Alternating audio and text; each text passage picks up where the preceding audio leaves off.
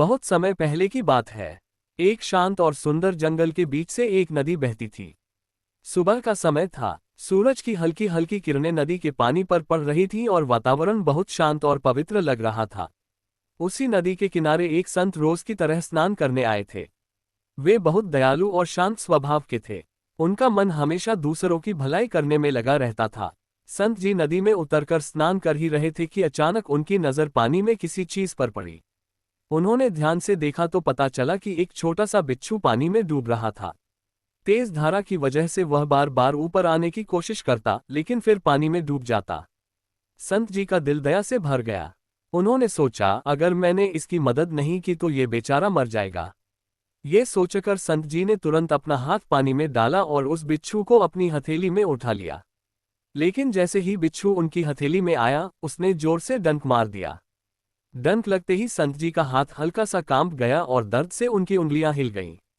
इस कारण बिच्छू फिर से उनके हाथ से फिसलकर नदी में गिर गया। थोड़ी देर के लिए संत जी को बहुत दर्द हुआ, लेकिन उन्होंने हार नहीं मानी। उन्होंने फिर से नदी में हाथ डाला और उस बिच्छू को उठाने की कोशिश की। दूसरी बार जैसे ही उन्होंने उसे उठाया, बिच्छू ने फिर से डंक मार दिया। इस बार दर्द पहले से ज्यादा था।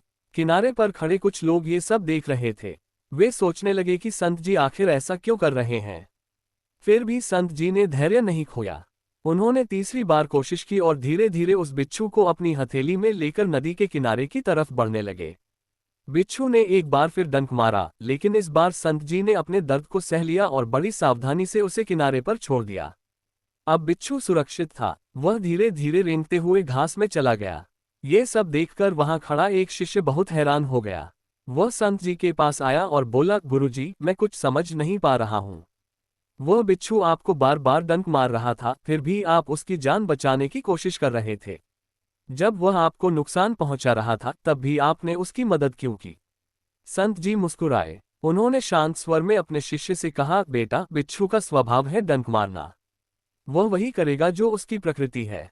लेकिन मेरा धर्म है दया करना और दूसरों की मदद करना। संत जी थोड़ी देर रुके और फिर बोले, अगर वह अपने स्वभाव को नहीं छोड़ रहा, तो मैं अपने धर्म को क्यों छोड़ दूं? शिष्य ध्यान से सुन रहा था। संत जी ने आगे कहा, अगर मैं भी उसके डंक से गुस्सा होकर उसे मरने देता, तो मेरे और उस बिच्छू में फर्क ही क्या रह जाता? ये सुनकर शिष्य की आंखें खुल गईं। उसे समझ आ गया कि सच्चा इंसान वही है जो दूसरों की बुराई देखकर भी अपनी अच्छाई नहीं छोड़ता। संत जी ने अंत में कहा, बेटा, जीवन में तुम्हें बहुत लोग मिलेंगे। कुछ लोग तुम्हारे साथ अच्छा व्यवहार करेंगे और कुछ लोग तुम्हें दुख भी देंगे। लेकिन याद रखना, दूसरों के व्यवहार की वजह से अपनी अच्छाई कभी मत खोना, क्योंकि अच्छाई ही इंसान की असली पहचान होती है। शिष्य ने संत जी के चरणों में झुककर प्रणाम किया।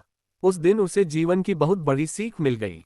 चमकता सितारा कहानी की सीख, किसी की बुराई देखकर हमें अपनी अच्छाई नहीं छोड़नी चाहिए।